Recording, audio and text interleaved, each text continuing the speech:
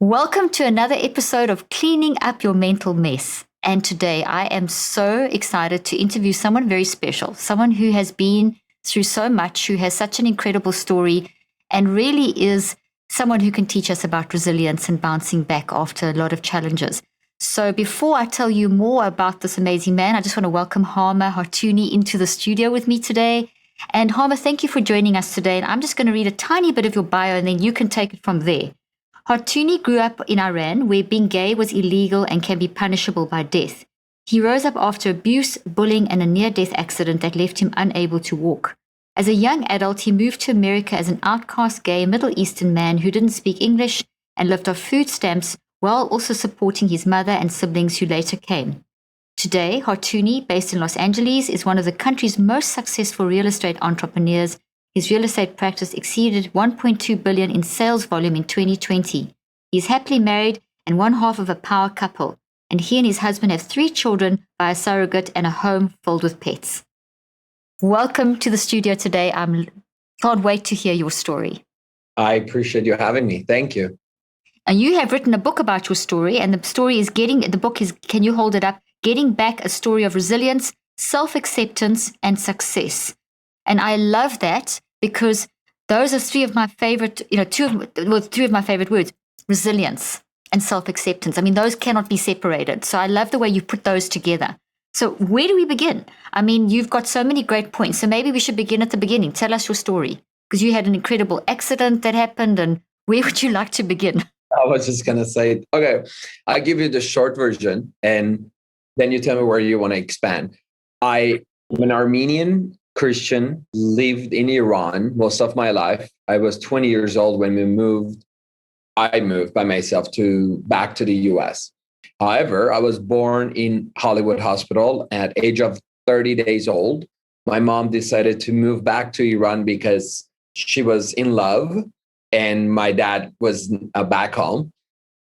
And she moved back and I never came back until I was 20 years old. The first part of my life, it was growing up, being different, which I always thought I'm sick, something is wrong with me. Why am I so different? If you read the book, there's a chapter that I visited doctors to try to get a hormone therapy to try to become manly or hairy and whatever, to just blend in. Because, there is no gay in Iran. And I just didn't even know I was, I didn't know what that meant. And then, of course, growing up with my father, who credit goes to him for shaping my life. He taught me a lot of things in a very wrong way that no father should. But I wrote the stories as a lesson of everything he has done, although could have damaged me and maybe has, but I was strong enough and the resilience come from that I learned what not to do versus what to do. And of course, at the age of 18, something major happened in my life that, again, I hope no one goes through this. I was driving back from college and being 18 years old, I had an image that something in my car, and, I'm not extremely religious I grew up Christian, but, but it's very weird because what I have, it's so hard to describe. I had an image of a person next to me said, "Be careful, you're going to die." So I pulled over, I put a seatbelt on, which 20 years ago, you don't wear seatbelt in Iran, or cars didn't have seatbelt. I don't even know how that happened. And then I got back on the road. Few minutes later, my car was turning constantly. I felt no control. And then I hit a boss face to face. My car totaled, and I walked out of my car and waited. Nothing happened to me, and I waited for police to get there. And I was thinking, oh my God, my dad will kill me because the car goes down. And then another car hit me from the back, and my book broke. So that event is the rebirth of my life, in a sense of, like, I believe people have 2 lives, and the second life starts when you realize you only have 1 life, So that was my time that I didn't know that will cause my parents or my dad allow me to come to the US. But apparently I was not going to walk. And when they were taking me to the surgery room, which was very dramatic, it took 16 hours and on and on. They took bones from my hips to level it off. And the doctor told him that I'm never going to walk. And I told my dad, as they were pushing the cart to the surgery room, I said, "You never let me see the US. And that's where I was born." And he said that if you're awake, when you come out, when you walk, you will go and visit. And he thought I'm never going to walk. And of course, it was easy to commit to that.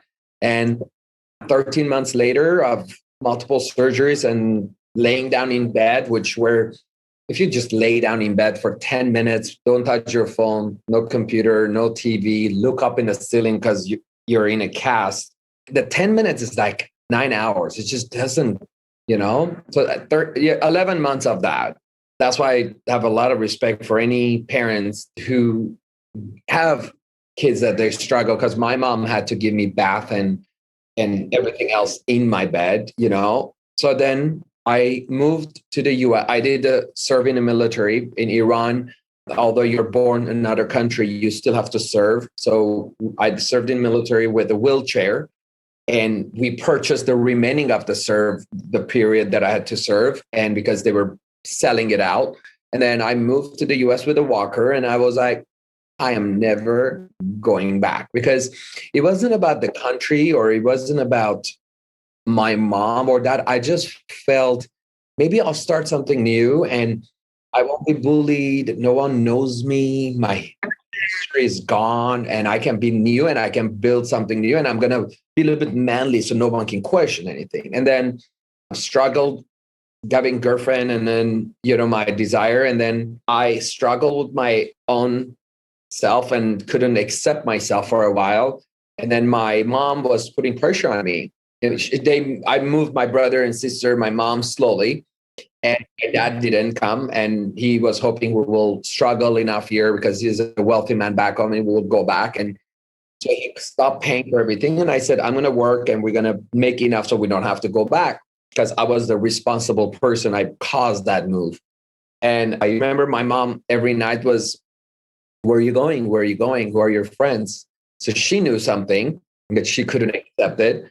And I was going to West Hollywood and having my double life. And I was really not comfortable with it. And finally, one day I was like, if I just tell her and she will disown me, and then I will just be free. And so I told her, and that didn't go well. She tried to convert me through church therapists, to outed me to a radio station, a Persian radio station, which pretty much outed me to the entire family, and broke my phone, throw my clothes in a dumpster, throw bleach on top. She turned the gas on, closed the window. She says, if you don't become straight, I'm going to kill myself. And I'm sharing all this to say that whoever is watching this, that I have 3 kids now, and my mom is in my house, goes, comes back, cooks. On my anniversary, she's the first person with the cake, and she yells at me if I'm not doing anything special. And on my annual vacation, she's always with me with the kids. My husband and her talk. So it's what I'm saying, the end result, 18 years. Oh, wow. That's beautiful. It had a good story, a good ending. That's amazing. Yeah. And the lesson from that was that it took me 21 years to come out to myself, and I wanted everyone around me in 20 minutes to accept me. And it was just, everybody needed their own time. And I was broke. I worked in a restaurant. I cleaned restroom. They fired me. I did a good job the next night. And I worked in small places, and I just was going to be a dentist and be making the family proud. And then I got into real estate, not because I love homes. It just had no money and I had to support my family. And then I fell in love with process of winning, not homes, not real estate, just the process of being good at it. And I'm currently have 500 agents, and we do around 1.4 billion in volume. And I'm in LA, and we have 3 kids. And I think the accident taught me one thing, that if I die tomorrow, I have done everything I want every day until now. That is amazing. That's the short version of your story. Wow, there's so much to unpack there. So many lessons and so many fascinating insights that you developed. Let's talk about your mom. Let's talk about that, because that's really That's amazing. And I'm so glad you jumped to the end as well there. But she even threatened to commit suicide if you continued in that lifestyle. So what happened to change her mind? What happened there in that transformation? Did it take long? How did you handle that? What happened there? Tell us a little bit more about that part of the story. Initially, I started lying, a lot of lies, and that to basically, no, mom, I'm not. I changed my mind. It was a phase, hoping things will calm down. And it did for a temporary time. But she knew I was lying. She knew all her life. I danced. I had friends. Then when I accepted myself, I started noticing that how could you not know, And I get it, because the first thing when I told my sister that I am gay, and she said, she did this, and she said, Dad will kill mom. Like, so I get it, it's like, not about me, it's about them, right? That's so my aunt and everyone around, they were like, she was ashamed of that. It's a big deal, and especially in my culture when you move. And remember, when you're financially broke and emotionally beat up by your husband, and you have nothing except your 3 kids, and then you have to work through to make sure that people think you're perfect, because that's all she did all her life. No, she didn't beat me. These bruises not because of that. No, we have money. He gives me so much when he didn't, like all of that. She had to live like that. That's what your mom was living through. She was living through an abusive marriage and had to put on a face because of culture, religion, all that stuff that traumatizes us and doesn't allow us to be truthful. Yeah. So she was in total trauma. Exactly. Sorry. Now she has to say, oh, I have to deal with that. So initially I tried, I couldn't do much because her sisters and family were all also extremely homophobic, some still. But then what I did without knowing, I tried to change her environment to expose her to things. When you don't know that you don't know, it's very hard to change anything. So I needed her. Now she knows some things she didn't know, but then I want her to meet new people.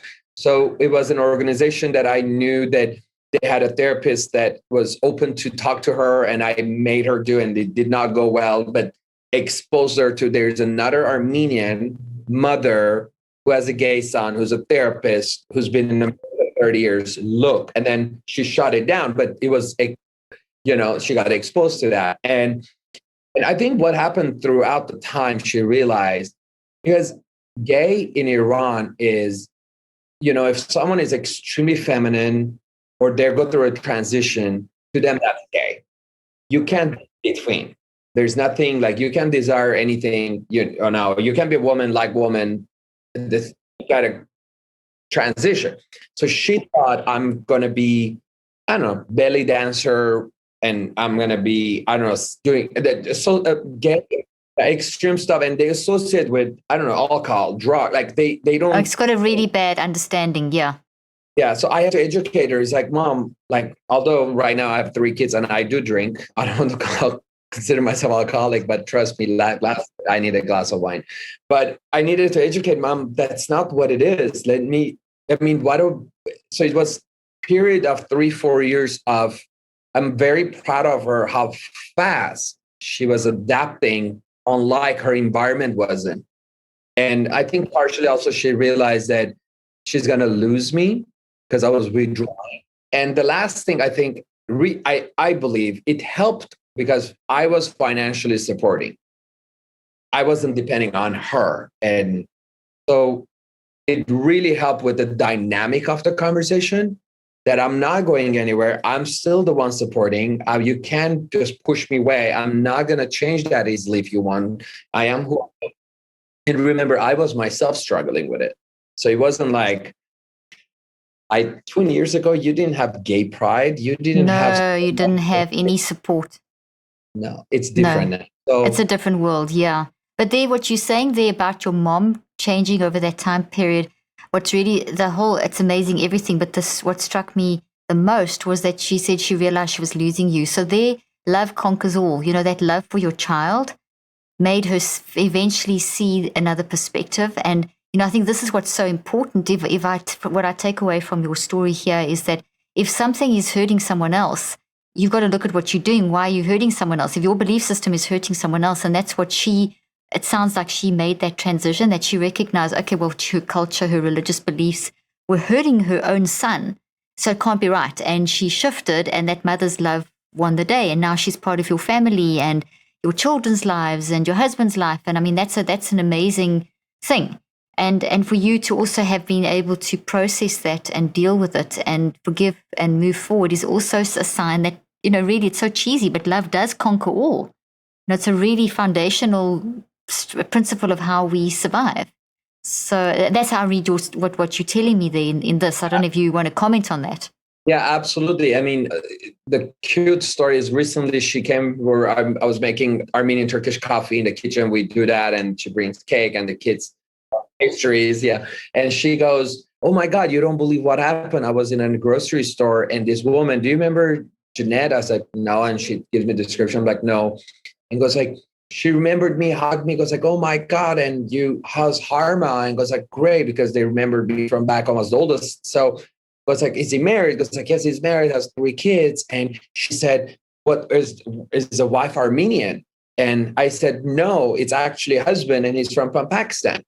And then she did these things with her shoulder. And I just didn't listen to the story of who she was. I was watching her, and she was like, she hugged me and she goes like, I'm shocked how supportive you are. My family member is gay and I've been not trying to find a way to talk to him. I'm going to call him. You inspired me. I was like, so she was part of a change for someone else. I think ultimately you do the right thing, or you are rise above it when you're part of a change.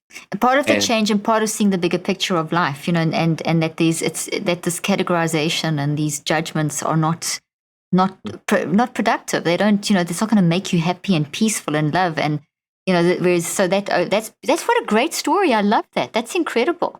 Okay. So now let's now transition. You eventually managed to go from working in cleaning toilets to running your own multi-millionaire status real estate company, which is incredible. So obviously, people love to hear success stories, but there must have been a lot of years of working very hard to get there. I'm sure it wasn't just an overnight success. And you're very hot on teaching about resilience. And as you said, you like the game of winning. Can you talk more about that concept of, resilience and winning? Because your book is, as you say, as I read in the beginning, your title of your book is a story of resilience, self-acceptance, and success. And I assume that the resilience is what got you to self-accept, which then got you to success, kind of a pathway. Could you talk about that? Yeah, I'm going to work about self-acceptance first, because in my self-acceptance was when I decided to be selfish, and which that's definition, not that I put on, what I heard from others, right? They said, "Oh, you're selfish. You put yourself first." And I said, "Oh my God, you're right. I'm going to and that is very selfish in my environment." So I put myself first, because I was like, if I want to give $1 out of my $10 to anyone, I have to have a $10, but I don't have any. So how can I give anything when I don't have it? So I was like, I'm just going to build myself, and then I'll help. And then whoever will accept it will be there. And then I have a way bigger environment. I have impacted so many people, but I couldn't do that. So first I was like, okay, I'm going to accept myself. Then I accepted the way I am. I'm short, my legs have scars, and I am just not as manly as my partner, whatever that is. Then I realized I am who I am at work, at home, at the restaurant. I don't change. It's exhausting to someone else. So once I let go of that, I had also realized I'm like sent to an island with a boat, and all the boat being burned. I have no way out of it. I'm not going back to Iran. I'm not going to ask my dad to help me.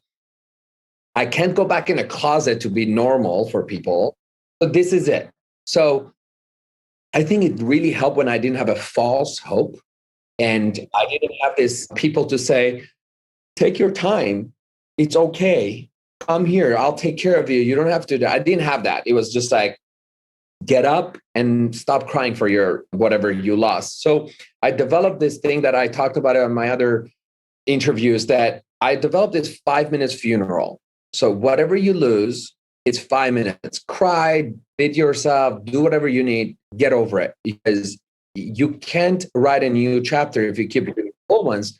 So I move on. Like if I lose something, I'll move on. Sorry, Harma, I just wanted to stress that there. I hope the listeners and viewers got that. That's such a great practical concept there of a 5 minute funeral. So you're not denying what you've lost. You're accepting, you are acknowledging the loss, crying and experiencing it, and then you're moving on. So you've reconceptualized it. And I talk a lot in my work about reconceptualizing. You can't just put a Band-Aid on that and just pretend it didn't exist and just push it down, or it's always going to be there. But by having that 5 minute funeral, you are getting it out and you're changing and saying, okay, well, that's what's happened. Because there's something I say all the time in my work as a neuroscientist, and that is that you can't change what's happened to you, but you can change what's in you. So your story is evidence of the fact that you can't change what happened to you, but you have to accept it. But you can make something with it. So you were bullied for being who you are, and in a time in our society which didn't accept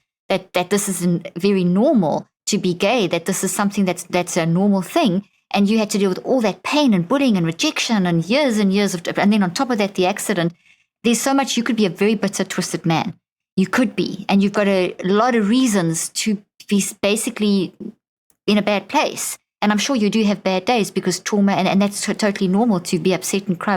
But by saying the 5 minute funeral, I'm very pleased about that, because a lot of people I interview who've succeeded will often not acknowledge, not always, but won't always acknowledge. Or a lot of people that I listen to will not always acknowledge, hey, listen, I owned it. I did get upset. A lot of people will say, I pushed through. We all hear that. But there's a point where you push through that's sustainable, and the sustainability comes from you have to acknowledge first. You have to get that pain out. I always use these toxic trees versus healthy trees, which are what thoughts look like in the brain. And this would be all the toxic experiences you've had. And basically you reconceptualize it into that. So it still happened, but you've changed how it's playing out into your future. So I just wanted to emphasize and undergird that for my listeners, because there's a very real thing that's happened here.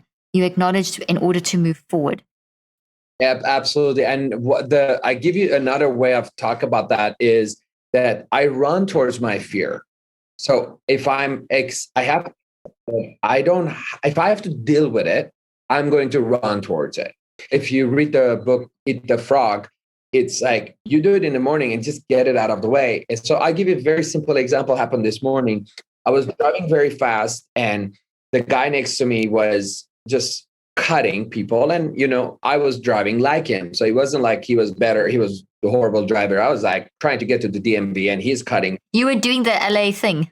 Exactly. We're both like young, or not that young, but we're both same age and we're both have a sporty car. And but I wasn't paying attention to him. I was on the phone and I just want to make sure I don't miss my appointment. He cut in front of me and I was just driving too close to him and just not thinking about him and just like, just go, man.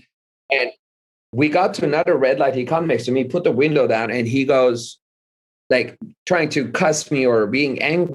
I said, you didn't do anything wrong. He goes like, why? I didn't do anything wrong. I said, no, you didn't. I actually was too close to your car. I was just trying to get to my appointment. I'm sorry. He just looked. He goes like, so you were too close to my car? I'm like, yeah. And he goes, okay, have a good day. I said, all right. And because I just cannot at 7:10 a.m. to get a cuss. I already get beat up by 5 p.m. So I was like, no, it's just too soon. Not too soon. I just meditated. This has to be a little bit more positive. So I accepted what I did. So the guy backed off. It didn't get darker. So in anything, I just go in a meeting. If I have to talk about something, I'll drop the bombshell right there. I'm like, if we have to address it, let's address it. Because then the power comes to like, we have to focus on the solution. We can't keep talking about what happened. So if you're hiding it, it becomes the elephant in the room. And correct. That's draining the energy. Everyone knows about it. So you've got to deal with it. I totally agree with you. That's the way to handle things. We have to deal with the stuff. And it's really messy and it's really uncomfortable. But that's the only way you can repair and grow. But it's shorter. Much shorter pain. Exactly. It's maybe hectic and intense, but that's how we repair and how we grow forward. Right. Now that's amazing. So you were telling us then about your story then from the 5-minute funeral and then going from there to how you pushed through the regrets and things that you had in your, and so you had, from what I'm hearing, you had a massive mindset shift. You just decided that, okay, this is what it is. I now have to move forward. See, when you lay down for 11 months and people come around just for 30 days and then no one comes back, and then you lose everything. I was in gymnastics, I was in dance, I couldn't do it again. And then you lose your school, you have to leave your country, and then happily, by the way, but you change your environment, and the time just doesn't go. There's a building in front of me, they rebuilt it, and they have a brand new home built in front of me, and I'm still laying down, right? So you're just lay down over there and think, when it has to be more for me. I can't spend a minute of my life doing something that I don't like or regret.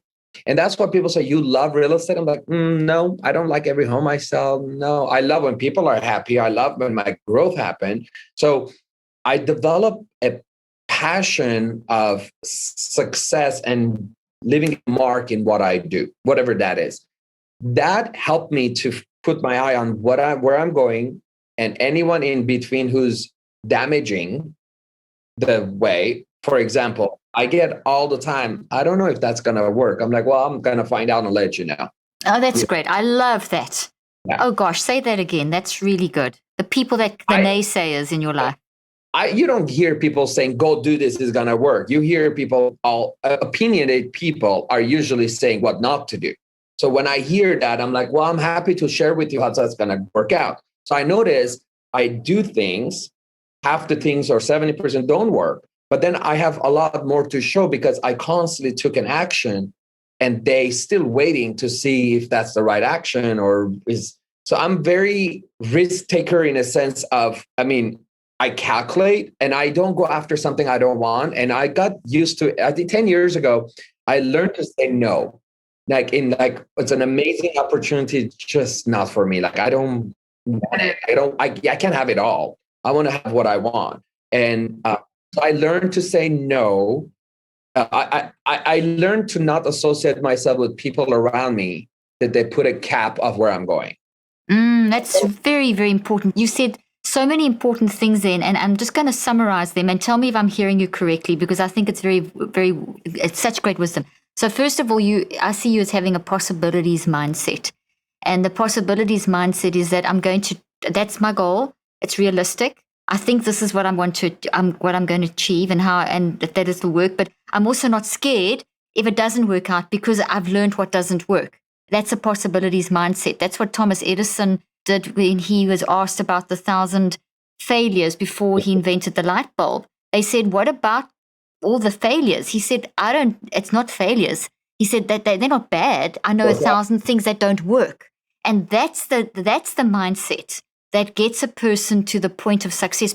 And then the other thing I hear you saying is that, yes, you are very successful and wealthy and so on, but I hear a little bit more depth to you, and hear me if I'm hearing correctly. That's not so much the end goal. Yes, it's important to have money so you can help other people and comfortable lifestyle, and et cetera, et cetera. But that isn't the ultimate goal. The goal is actually the process and the point that it's enabled you to now reach out and help others. So there's not a selfishness there's the good selfish and the bad selfish. The bad selfish is all about me, myself, and I and nothing else. But the good selfish is that you actually developed yourself to the point where you could have empathy for others. So you saw that if I do this, I can do so much more. So there's been a kind of a healthy version of selfishness there. So I wanted to really emphasize that point. So it was two things. It was the possibilities mindset and the selfishness. I don't know what the third one was. It'll come back in a moment. But do those two kind of summarize? Have I read you correctly? Absolutely. I do not care about money. I want success. And that's not the same thing. Money comes when you have success. So I don't think about how much I made. I have sold homes for a family that I didn't charge anything. They never asked. And I don't, and more came out of it. I believe in karma, and I never do it because I want it back. It just happens. I do a lot of things quietly.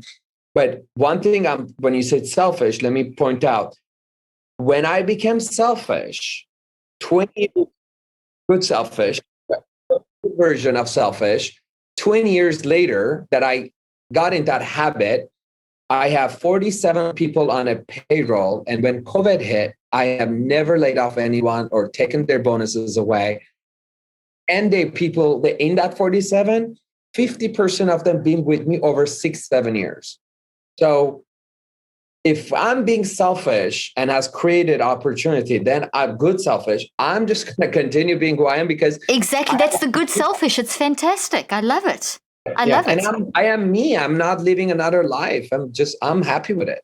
So what you've actually done is from a neuroscientific perspective or a psychoneurobiological perspective, which is the field I move in, as you know, is that you've actually done what I tell people to do all the time, and that is that you can't help, you know the statement, you can't help others until you help yourself. But that always sounds wrong because you've got to balance, because it's also not about you, it's about you in the world. So good selfish is basically making sure that you are healthy inside yourself, that you have your self-acceptance, that you have your version of what success is, that you have your resilience being built, that you are looking after that, because that actually increases your empathy. But if you drain yourself and you absorb everyone else's pain, or you do the selfish where you actually block people, where you put walls up and you don't protect yourself to help others, you actually change the whole way that you function. So what you've done is you've created a space in your neurobiology and your psychoneurobiology where you actually are so comfortable with yourself, which enables you now to have more empathy for others. So good selfishness increases empathy. Bad selfishness decreases empathy. So that's how I can explain it from a psychoneurobiological perspective. And you're very right, because I notice every time I even have a challenging conversation, clients, past employee, whoever, the number one thing I use by default, I use empathy. I'm like, how would this person feel right now? And then it makes the conversation much easier because I'm not attached to the result. I'm like, I'm just going to understand you. We might not go where I want to go, but I got to understand you because I can't be the only one talking. So, and that's something I had to learn, to speak less, listen more. The good leaders and the smart people are the last to speak. And usually you don't have to speak much because it's going to go in the direction it's supposed to go in a meeting when the person who's speaking, where that's going. Yeah. I like that. Listen more, talk less, and where it's supposed to go, it's going to go anyway. And also you get that advantage. The more you listen, the more insight you get into the situation. So that's something that is... make anyone wrong. I learned that I'm never, ever sit there and say you did wrong. If it's whatever it is, like it's an employee, I'm like, it just doesn't matter. It just doesn't matter. I don't do sit down, let me review. We do review, but if there's someone is not a match, there's no reason to make them wrong. We're just not a match. How do you manage that process if they're in your company and they're not a match and you're not doing a review? How do you... I have a mutual expectations that we sign when they join. So on the review, I'm like, how do you feel you're doing? And it just happened recently that great talented lady and short time with me, but she even said, I don't think we're work together is a match. And I didn't even go anything further. I said, no problem. Because see, people don't leave for money. They leave if they're unhappy. I don't want them to work with me 2 years if they're unhappy, or me work with them for 2 years. We need 8 hours a day, 160 hours a month. You spend with me to work, to make money, to be with your family. I better be a good person. You better love me. I better love you. So the environment is very important. And it doesn't mean I have not done anything wrong. Trust me, I learned all of this by doing things wrong. But the thing is, the way I learn English, it's okay to say things wrong first time, but come on, not the second, third, fourth time. You can't do the same mistake 3 times. Then that means the person hasn't learned and grown. So it's that it comes back to that statement I made earlier, that it's one of my favorite things I love to say. It's in the messiness that we can repair and grow. But you can't even repair and grow until you actually own the mess. So like you said, that you've made a lot of mistakes, and that's where and everyone says that. They said that we learn from our mistakes, but yet somehow people penalize people for making the mistakes in the first place. So I think it's even like bosses. You're a boss. You got people working for you.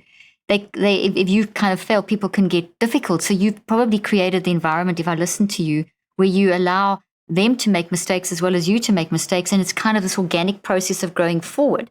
Is that kind of how you're doing I actually learned many years ago when I joined Keller Williams, if they come up with a goal and they do their 100% and they get 20% result, it's so much more than you come up with the goal and tell them what to do.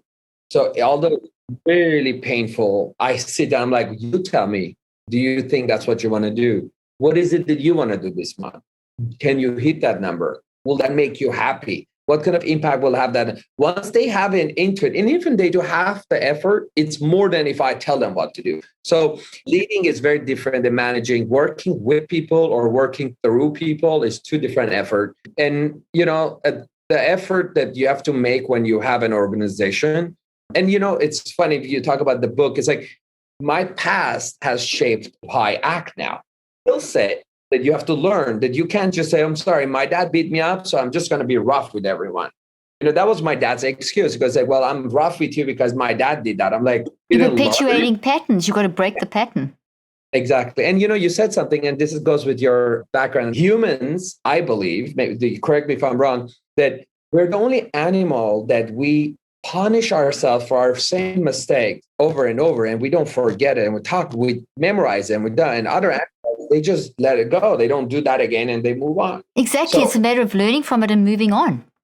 And we're the only animals we constantly remember because our intelligence level is different. And why can't we just move on? And that's so true. I think there's so many rules and laws in religions and cultures, and just what we kind of define, how humanity is basically philosophically defined that you've got to do these things, and we beat ourselves up so much. So I'm a big proponent of saying to people that you're amazing, that's who you are, but how you're showing up is not who you are. There's a reason, so there's something going on, and that's okay. So to keep that identity whole so that you can continue to be a force of nature, literally, and change things for people.